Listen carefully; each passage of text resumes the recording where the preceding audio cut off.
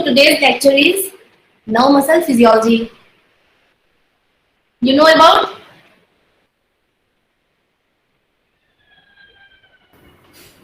Yes, ma'am. Okay.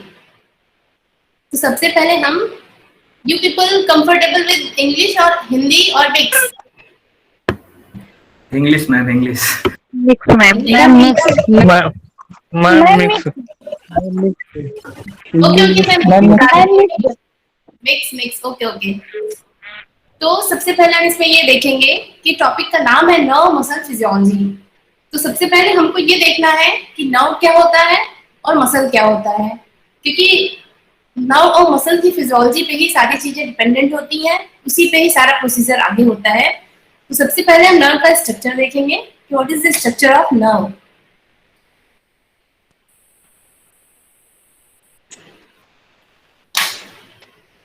Structure of neurons containing three parts. So first part, this round shape is called as cell body. Okay, this blue color containing cell body and this branching like structure is called as dendrites. This structure is called as axon and this is terminal buttons. Am I audible? Yes, ma'am. Yes, ma'am. Okay. Yes, ma'am. Cell body and this is the nucleus, an axon and this is the nerve terminal. तो यहाँ पे क्या होता है कि ये suppose एक nerve है, ये एक न्यूरॉन का स्ट्रक्चर है, ऐसा ही एक स्ट्रक्चर और आके यहाँ पे जुड़ता है, ठीक है। तो यहाँ से डेंड्राइट से कोई भी इम्पल्स आएगा, ये डेंड्राइट से साइटोन में जाता है, साइटोन के बाद ये एक्सॉन से होते हुए ये नर्व टर्मिनल बटन्स पे जाएगा और ये बटन दूसरे डेंड्राइट से दे देता है। फिर वही प्रोसीजर होता है, डेंड्राइट से साइटोन यहाँ पे जाएगा, फिर यहाँ से एक्सॉन, फिर टर्मिनल बटन्स। ओके, ये माइलिन शीट है, ये ब्लू कलर की स्वॉन सेल्स होती हैं। माइलिन शीट का फंक्शन ये होता है कि यहाँ से कोई भी इंपल्स आया, ये इस पे कंडक्शन हुआ, ये हुआ, यहाँ पे ये जाता है, ये बीच में जो गैपिंग है इसको नोड ऑफ रेनवियर बोलते हैं, ठीक है। सेल बॉडी और Soma contain the nucleus and it is the metabolic centre of neuron. जो भी हमने बताया आपको कि ये यहाँ पे न्यूक्लियस होता है। अब dendrites receptive region transmit impulse to cell body. ये डेंड्राइट्स जो है ये इंपल्स जो भी रिसीव करेगा ये इसको सेल बॉडी को भेजता है, फिर ये सेल बॉडी इंपल्स को ट्रांसमिट कर देता है एक्सॉन्स में। ओके,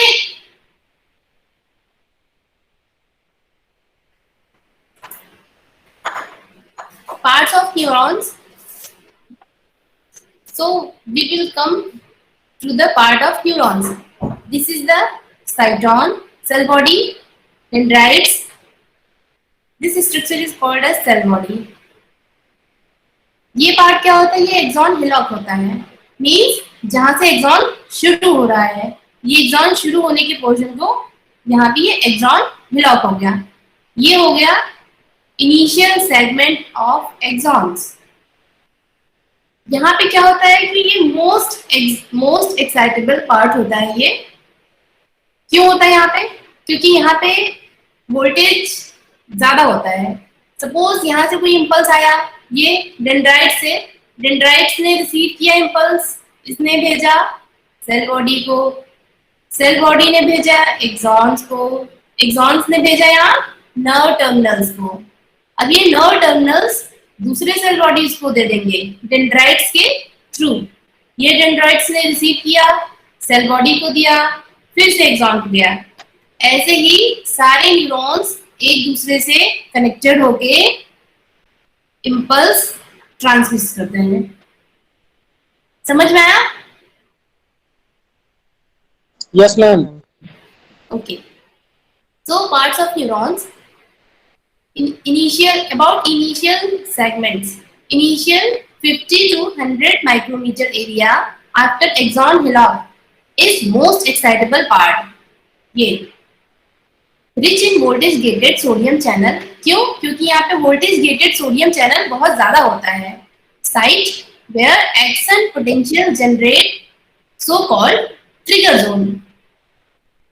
एक्शन पोटेंशियल क्या होता है कि जब भी हमने कोई स्टिमुलस दिया, वो स्टिमुलस आपके थ्रेशोल्ड लेवल से ऊपर है। थ्रेशोल्ड लेवल क्या होता है कि बहुत छोटा सा स्टिमुलस आया, वो एक्शन पोटेंशियल नहीं जनरेट करा पाएगा, लेकिन एक प्रॉपर स्टिमुलस हुआ जैसे -50 मिलीवोल्ट के ऊपर का है, तो वो बहुत ही अच्छा एक्शन पोटेंशियल जनरेट कराएगा। तो एक्शन पोटेंशियल में एक बहुत अच्छा सा पीक आता है, वो भी नेक्स्ट बता देंगे हम। फिर यहाँ पे once action potential generate it always propagated towards axon terminals. यानी कि एक्शन पोटेंशियल जनरेट हुआ, ये एक्सॉन से होते हुए ये टर्मिनल तक जाएगा। ये यही कहना चाह रहा है कि once action potential generated it always propagated towards axon terminals, branches at its distal end into many axon terminals, at end of which is a large area synaptic knob। जो ब्रांचिंग है ये यहाँ पे आते हुए जिसको बोला जा रहा है एक्सॉन टर्मिनल, इसी को बोलते हैं ये साइनेप्टिक नॉब्स हैं। ये बटन लाइक स्ट्रक्चर है ना, इसी को बोलते हैं synaptic knob. So come to the next slide. ये है फेजेस ऑफ एक्शन पोटेंशियल। जो भी हम बात कर रहे थे आपको एक्शन पोटेंशियल क्या होता है, ये है action potential. Normal resting membrane potential होता है -90 मिलीवोल्ट, स्मूथ मसल्स का होता है -80 to 85 मिलीवोल्ट। तो यहाँ पे क्या हुआ, जब कोई इम्पल्स आया, इम्पल्स आने के बाद क्या होता है, ये जो ऊपर की तरफ जा रहा है इस फेज को हम कहते हैं डिपोलराइजेशन। अब ये नीचे की तरफ जो आएगा इसको हम बोलेंगे रिपोलराइजेशन। ओके, ये ग्रीन कलर से जो डिमार्केशन है इसको बोलते हैं थ्रेशोल्ड पोटेंशियल। मतलब अगर आपके स्टिमुलस का लेवल इसके ऊपर गया तो ये पीक डेवलप कराएगा। अगर इस ग्रीन वाले लाइन के नीचे का ये स्टिमुलस यहीं तक रह गया या यहीं तक रह गया तो ये पूरा पीक नहीं जाएगा। तो इसलिए ये थ्रेशोल्ड पोटेंशियल तक का होना जरूरी है। तो ये जब थ्रेशोल्ड पोटेंशियल के ऊपर का हो जाएगा, यहाँ पे ये डिपोलराइजेशन करा दिया, अब ये रीपोलराइजेशन करा देगा। इसके नीचे ग्रीन वाले के नीचे जो आ रहा है ये यहाँ पे, इसको बोलते हैं hyperpolarization. Phases of action potential क्या हो गई, depolarization, repolarization and hyperpolarization. जो ग्रीन वाले के नीचे आ रहा है ये हाइपर पोलराइजेशन हो गया। यहाँ पे क्या होता है, जब ये मसल मेम्ब्रेन डीपोलराइज होना शुरू होती है तो यहाँ पे ये जो सोडियम है, सोडियम का इनफ्लक्स होना शुरू हो जाता है। सपोज कोई सेल है यहाँ पे, इस सेल के भीतर बाहर से अंदर सोडियम आने लगेगा, यही बताया जा रहा है कॉज्ड बाय सोडियम इनफ्लक्स। अब ये रीपोलराइजेशन में क्या होता है, caused by potassium efflux. Now moving next slide. अब हम आपको बताने जा रहे हैं कि न्यूरोमस्कुलर जंक्शन ये क्या होता है। एक जो मसल होती है, मसल में भी बहुत छोटे छोटे फाइबर्स होते हैं और यहाँ से जो स्पाइनल कॉर्ड से ये जो नर्व निकलेगी, ये नर्व कई ब्रांचेस में हो जाती हैं। जैसे यहाँ पे ये नर्व आते आते यहाँ पे ये कई ब्रांचेस में हो गई हैं यहाँ पे। तो यही कहना चाह रहा है ये कि junction between terminal branch of nerve fiber and muscle fiber, junction between terminal branch of nerve fiber and muscle fiber means ये यहाँ से nerve ये फाइबर में चेंज हुआ, यहाँ पे ये छोटे छोटे फाइबर्स हैं और ये मसल्स भी, ये इसमें कई छोटे छोटे पतले पतले फाइबर्स होते हैं। तो ये नर्व के फाइबर्स मसल्स के फाइबर को जो सप्लाई करते हैं, उस जंक्शन को हम बोलते हैं neuro muscular junction. Neuro means neurons, muscular means muscles, junction means किसी चीज का जुड़ना। The skeletal muscles fiber are innervated by large myelinated nerve fiber that originate from large motor neurons in the anterior horn of spinal cord. Means skeletal muscle fibre, ये muscles को कह रहा है innervated. Innervated मतलब supply होने से मतलब है।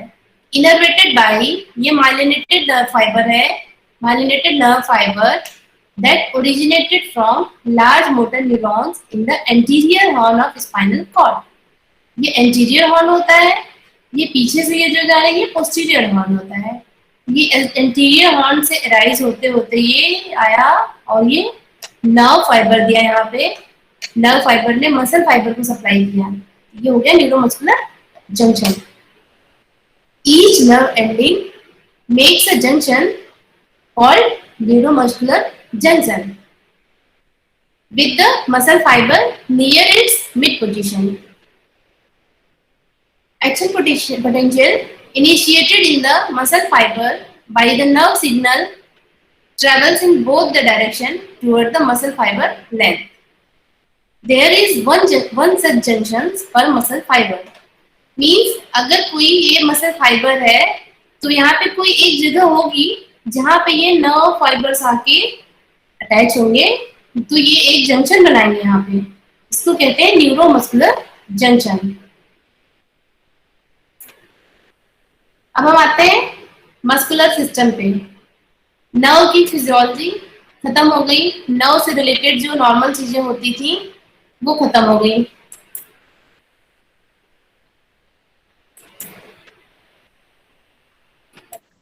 अभी की जो भी स्लाइड्स थी इसमें कुछ भी ऐसा है जो आपको क्लियर नहीं है नर्व के स्ट्रक्चर में या फिर एक्शन पोटेंशियल में, न्यूरोमस्कुलर जंक्शन में, कोई ऐसा टॉपिक जो रिपीट करना है? ओके, लास्ट में हम देख लेते हैं, ठीक है, लास्ट में। Now come to the muscular system. Muscular system में हम मसल्स के बारे में देखेंगे कि मसल्स की क्या फिजियोलॉजी है। Muscles are responsible for all types of body movements. मतलब जितना भी हमारा बॉडी का मूवमेंट्स होता है, हाथ को स्ट्रेच करना, मोड़ना, जिम, जॉगिंग, जितनी भी चीजें करते हैं हम, इसके लिए मसल्स रिस्पॉन्सिबल है। All types of body movements, they contract और shorten and are the machine of the body. ये मसल्स का पूरा स्ट्रक्चर है। इसमें ये बंडल आ गया, इसमें यहाँ पे ये मसल्स फैसिकुलस होते हैं, छोटे छोटे मसल्स। फैसिकुलस में भी एक मसल फाइबर होगा, फिर मसल फाइबर में भी मायोफिलामेंट्स होते हैं, जैसे ये यहाँ पे बताया मायोफाइब्रिन। इस चीज को हम नेक्स्ट डायग्राम में देखेंगे जो कि बहुत ही अच्छा है। वन स्लाइड बाद है, इसमें अब फंक्शन हम देख लेते हैं कि functional characteristic of muscles. Muscles के 4 फंक्शंस होते हैं लगभग। पहला क्या होता है? Excitability, the ability to receive and respond to stimuli, can respond to chemical और न्यूरोट्रांसमीटर। इसका मतलब हुआ कि अगर हमने कोई स्टिमुलस दिया तो उस स्टिमुलस के लिए वो रिस्पॉन्स करेगा मसल्स। कोई केमिकल स्टिमुलस हुआ या फिर कोई न्यूरोट्रांसमीटर आया तो उसके लिए वो एक्साइटेबल होता है। जैसे भी हमने न्यूरोमस्कुलर जंक्शन बताया तो उसमें भी नर्व से कोई न्यूरोट्रांसमीटर आया, वो वहां आया, इम्पल्स जनरेट किया तो मसल्स एक्साइटेबल हो जाएगी। अब contractility, second number. Contractility means कि contract when it is excited, means आपने अपना हाथ फोल्ड किया या फिर कोई मूवमेंट करना है तो ये मसल्स के कॉन्ट्रैक्शन की वजह से ही तो होगा, कॉन्ट्रैक्शन या फिर रिलैक्सेशन। तो सेकेंड प्रॉपर्टी हो गई इसकी contractility. Third one is the extensibility, means the ability of the muscles to be stretched. अगर मसल स्ट्रेच ही नहीं होगी, आपको सपोज एक बाल्टी पानी उठाना है तो आप कैसे उठा पाओगे? तो मसल में एक प्रॉपर्टी होती है जो कि स्ट्रेचिंग भी कराता है मसल, ये elasticity. Next, elasticity means the ability of muscles to resume a resting length after it has been stretched. मतलब स्ट्रेचिंग के बाद जो वो अपनी रेस्टिंग लेंथ, मतलब जो उसकी ओरिजिनल लेंथ होती है, वो अपनी उस लेंथ पे आ जाएगी। इसलिए उसमें इलास्टिसिटी की प्रॉपर्टी होती है कि जब उसको जरूरत हुआ वो स्ट्रेच हो गई, जब उसको नहीं जरूरत है वो रिलैक्स हो गई। तो ये इसकी इलास्टिसिटी प्रॉपर्टी होती है। First one is the excitability, contractility, extensibility and elasticity. Classification of muscles. First one is the depending upon striation, means अगर मसल स्ट्राइटेड है तो उसको इसमें हम ये कार्डियक मसल्स हो गई, ये स्ट्राइटेड होती है एंड नॉन स्ट्राइटेड होती है। तो इसमें स्ट्राइटेड मसल्स में क्या क्या है? Cardiac muscles and skeletal muscle. Non striated muscle means smooth muscle. Smooth muscle आपकी जीआईटी में होती है। जीआईटी मीन्स एब्डोमेन के भीतर, पेट में होती है। कार्डियक मसल मीन्स हार्ट की मसल हो गई, हार्ट। तो ये striated and non striated muscles हो गई। यहाँ पे second number, depending upon the control means voluntary and involuntary control. Voluntary means होता है कि जो हम अपनी इच्छा से जिसको हम मूवमेंट करा सकते हैं, जैसे कि स्केलेटल मसल्स जो हमारे हाथ में है, पैर में है। हमारा जब मन हुआ हमने पानी उठाया, रखा, बॉल फेंकी, तो ये हमारी इच्छा से हो रहा है। हम नहीं चाहेंगे, हमारा मन नहीं हुआ तो हम नहीं खेलने जाएंगे, नहीं बॉल फेंकेंगे। तो ये वॉलंटरी होता है कि मतलब हम अपनी इच्छा से जो मूवमेंट कराते हैं। ये हो गया इनवॉलंटरी। अब इनवॉलंटरी में क्या आता है? Cardiac and smooth muscles. जैसे कार्डियक में हो गई, जो हार्ट बीट है वो आपकी इच्छा से नहीं धड़कता है। वो तो हार्ट का अपना रिदम होता है ना कि उसको 74 बीट्स पर मिनट उसको बीट करना है। तो उसमें कॉन्ट्रैक्शन रिलैक्सेशन जो होता है वो इनवॉलंटरी होता है। मीन्स उसमें आपका अपना कोई रोल नहीं है, ये अपने आप होता है। तो इसमें वॉलंटरी एंड इनवॉलंटरी हो गया। नेक्स्ट है डिपेंडिंग अपॉन सिचुएशन। कौन सी मसल कहाँ पे है उसके अकॉर्डिंग हमने इसको डिवाइड कर दिया। फर्स्ट इज कार्डियक मसल्स, तो ये हो गया हार्ट में। Second one is the skeletal. Skeletal muscles attach to bone. Smooth और visceral muscles present in viscera. Viscera means जितने भी आपके पेट में ऑर्गन है उसको बोलते हैं विसरा। जैसे लिवर हो गया, हार्ट हो गया, किडनी हो गया, लंग्स हो गया, पैंक्रियाज, जितने भी ऑर्गन है उनको विसरा बोला जाता है। तो जो स्मूथ मसल है, स्मूथ मसल को हम विसरा में फाइंड करते हैं। इसको स्मूथ मसल और विसरल ये बोलते हैं, ये present in viscera. Cardiac, skeletal, smooth, ये 3 टाइप्स की सिचुएशनल मसल्स हो गई। ये मसल्स का जो हमने बताया यहाँ पे, ये मस्कुलर सिस्टम, ये अब हम आपको ये बताएंगे डिटेल्स में। ये यहाँ पे ये जो दिख रहा है आपको, ये मसल, इसको हम कहते हैं muscle belly. Muscle belly is further subdivided into muscles fasciculus. Means ये जो मसल बेली है, जिसमें मसल्स का पूरा बंडल है, इसमें से एक फाइबर को निकालेंगे तो ये होता है मसल फेसिकुलस। इस मसल फेसिकुलस में भी बहुत ढेर सारे ये मसल फाइबर है। अब इसका एक पार्ट हम लेंगे तो इसको हमने यहाँ पे कहा है मसल फाइबर। इस मसल फाइबर में भी बहुत छोटे छोटे छोटे छोटे फिलामेंट्स होंगे। जब इसको हम निकालेंगे तो इसको बोलते हैं मायोफाइब्रिल। मसल बेली, ये मसल बेली, एक फाइबर को निकालेंगे तो मसल फेसिकुलस बोलते हैं। मसल फेसिकुलस से एक फाइबर हो गया muscle fibre, and muscle fibre का भी एक फाइबर निकालेंगे तो इसको बोलते हैं मसल, ये मायोफाइब्रिल हो गया। अब ये मायोफाइब्रिल में भी, अब इसमें क्या है इसका स्ट्रक्चर, ये जो मायोफाइब्रिल है इसी पे हम मेनली एक्टिन मायोसिन जो प्रोटीन्स होती हैं इससे होती हैं, इसी से ये कॉन्ट्रैक्शन और रिलैक्सेशन होता है। अब ये मायोफाइब्रिल में क्या है, ये जो दिख रहा है डार्क ब्राउन, इसको बोलते हैं डार्क बैंड। ये हो गया लाइट शेड वाला, ये light band, again dark band, light band, dark, light, dark. ऐसे ये पूरा मायोफाइब्रिल में ये पूरा स्ट्रक्चर होता है। यहाँ पे इसकी स्टडी करेंगे। इसमें ये क्या है, इसमें ये मायोफाइब्रिल में भी छोटे छोटे छोटे छोटे फाइबर्स होते हैं। यहाँ पे ये बीच में जो थिक वाला स्ट्रक्चर है ये मायोसिन का होता है, ये मायोसिन है। ये बीच में एमलाइन होता है, एमलाइन। ये जो मायोसिन है इस स्ट्रक्चर को हम और डिटेल से देखेंगे तो ये यहाँ पे दिखेगा, ये मायोसिन है, myosin, myosin and myosin. This is Z line, Z shape में भी है, आपको दिखाई दे रहा होगा ये जेड शेप। और जेड लाइन से ये एक्टिन फिलामेंट लगे हुए होते हैं, ये एक्टिन फिलामेंट है।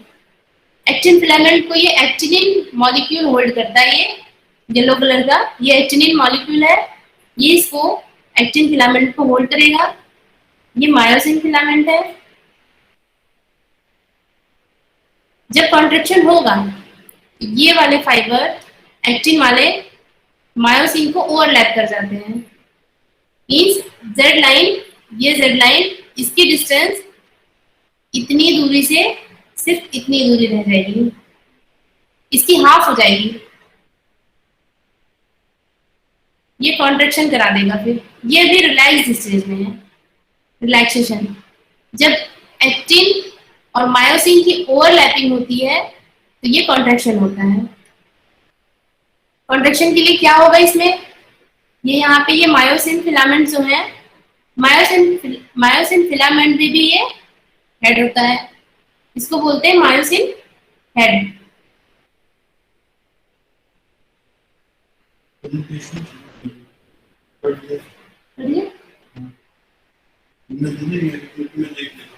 अच्छा ये पता नहीं, ठीक है ठीक है।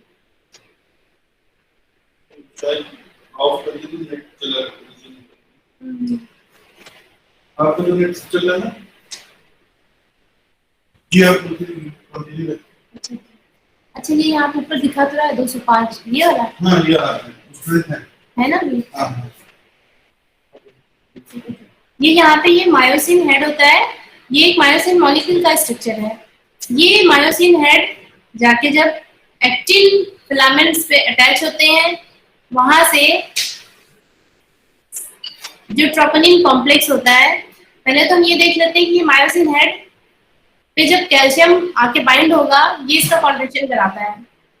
यहाँ पे मायोसिन हेड है, ये एक्टिन फिलामेंट है, इसकी ओवरलैपिंग होगी तो मायोसिन हेड इस पे आके अटैच होता है एक्टिन फिलामेंट पे। इसको ये हम स्लाइडिंग थ्योरी के नाम से जानते हैं, क्योंकि ये मायोसिन और एक्टिन एक दूसरे के ऊपर ये स्लाइड कर रहा है। जब कॉन्ट्रैक्ट करेगा तो दोनों लेयर्स कॉन्ट्रैक्ट एक दूसरे के ऊपर स्लाइड करेंगी, इसी को स्लाइडिंग फिलामेंट्स ऑफ थ्योरी बोलते हैं। Next, myofibril. Each myofibril is composed of myosin filament and actin filament. Each myofibril is composed of myosin and actin filament, which are large polymerized protein molecule made up of polymerization of protein, myosin and actin molecule respectively, that are responsible for actual muscle contraction. Means muscle contraction के लिए responsible होता है सबसे ज्यादा actin and myosin protein.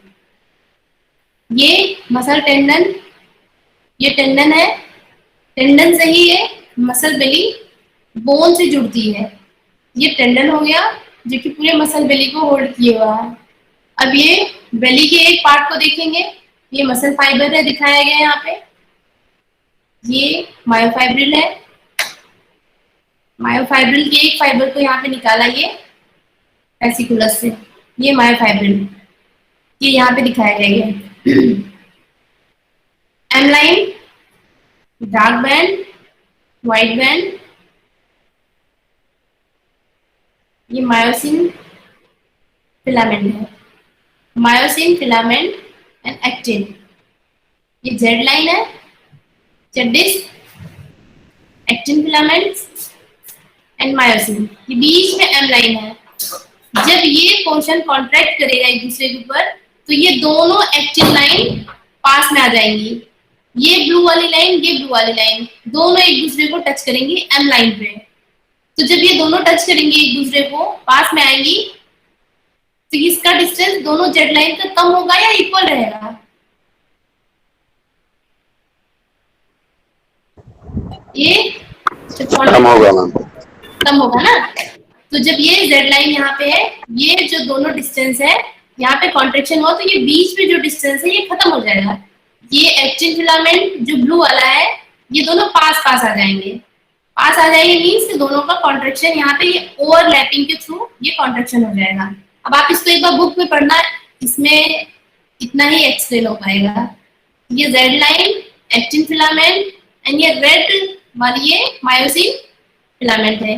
ये myosin filament पे ये head दिख रहे हैं, मायोसिन हेड। मायोसिन हेड है ये, जो हमने लास्ट में भी दिखाया था यहाँ पे, ये myosin head.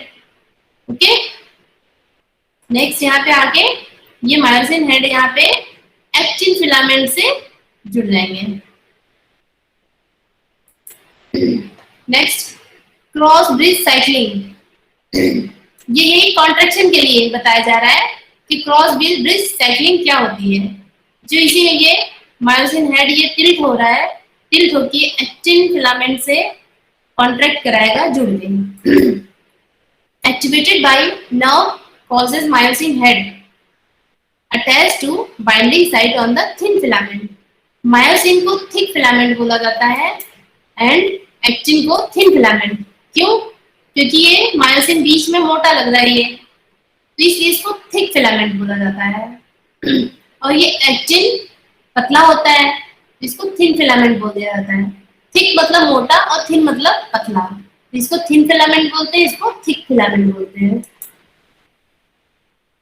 Myosin head then bind to the next site of the thin filament, यानी कि myosin head then bind to the next site of the thin filament। myosin का जो head होगा वो actin filament से जाके जुड़ जाता है। This continued action causes the sliding of the actin filament along the myosin filament, यानी कि जो स्लाइडिंग थ्योरी है, ये एक्टिन फिलामेंट और मायोसिन फिलामेंट एक दूसरे पे स्लाइड करेंगे। मायोसिन हेड जाके एक्टिन के सी कॉम्प्लेक्स से जुड़ जाता है, तो ये कॉन्ट्रैक्शन कराएगा। उसमें कुछ चेंजेस आते हैं जिसकी वजह से कॉन्ट्रैक्शन होता है। The result is that the muscle is shorten.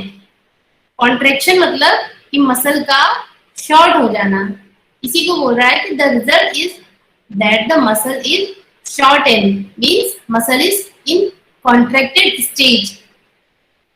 Now move to the next slide. ये देखिए यहाँ पे बहुत ही क्लियर दिखाया गया है। ये है जेड लाइन जो कि स्ट्रेट पे दिखाया गया है, यहाँ पे जेड होता है। ये है आपका एक्टिन और ये बीच में मायोसिन। ये क्या है? ये मायोसिन हेड है, इसमें लगे हुए, विजिबल है ना बच्चों? ये यहाँ पे ये मायोसिन हेड है, इसको हम थिक फिलामेंट बोलते हैं और ये थिन फिलामेंट। अब ये आप देखो, ये ओवरलैप नहीं कर रहा है, बस इतना वाला ही पोर्शन ओवरलैप कर रहा है, ये एक्टिन का और मायोसिन का।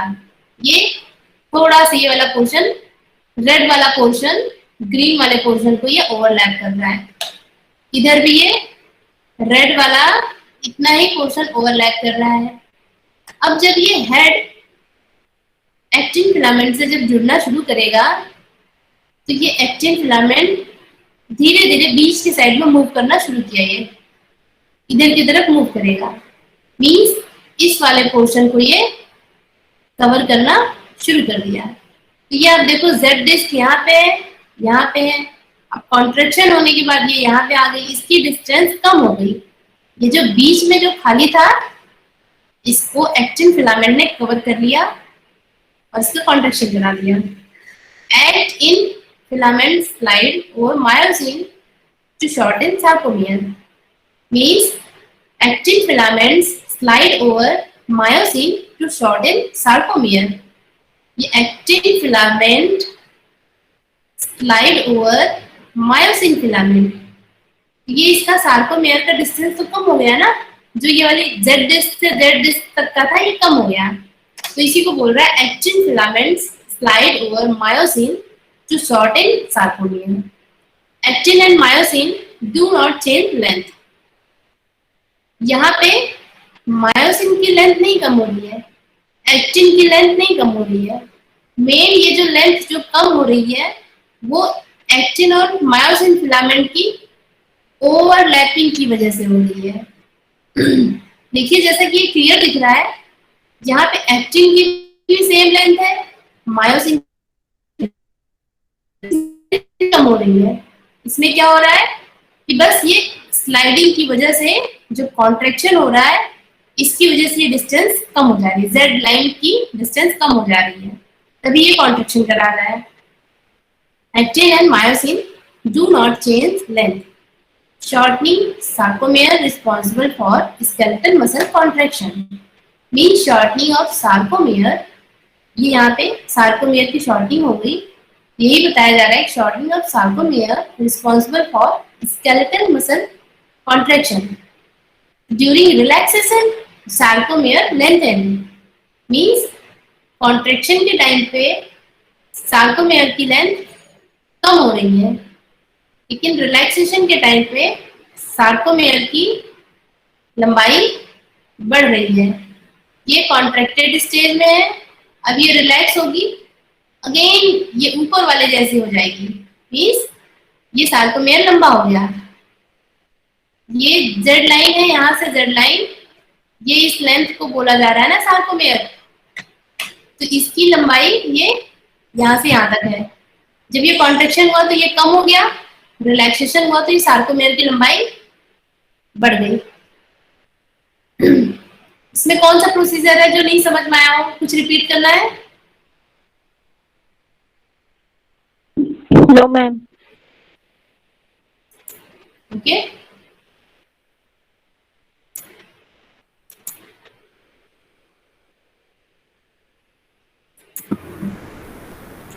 मैम नर्व में एक चीज समझ में नहीं आई कि पोलराइजेशन कहाँ पर होता है, जो आपने ग्राफ दिखाया था उसमें। ये यहाँ पे ये एक्सॉन है ना, ये एक्सॉन हेलॉक शुरू हो गया। ये जो पोर्शन है यहाँ पे कोई इम्पल्स आया यहाँ पे, जहाँ पे बाहर क्या होता है, ये यहाँ पे सोडियम होते हैं, ये यहाँ पे सोडियम है, अंदर की साइड में पोटेशियम होते हैं। कोई इम्पल्स आया यहाँ पे, ये जो यहाँ पे सोडियम होगा वो अंदर आ जाएगा और पोटेशियम बाहर जाना शुरू करेगा, तो इसी पे ये इम्पल्स ट्रेवल करेंगे, ये ऐसे ऐसे। तो ये यहीं पे जब ये सोडियम भीतर आएगा तो इसका डीपोलराइजेशन शुरू हो जाएगा। इसी डीपोलराइजेशन को ग्राफ में दिखाया जाता है। यहाँ पे सोडियम अंदर आया तो ये ग्राफ ऐसे ऊपर चला जाएगा, पोटेशियम बाहर गया तो ये नीचे आ जाएगा। इसी को हम ऐसे डीपोलराइजेशन और रिपोलराइजेशन बताते हैं। तभी यहाँ पे बताया गया था ना, ये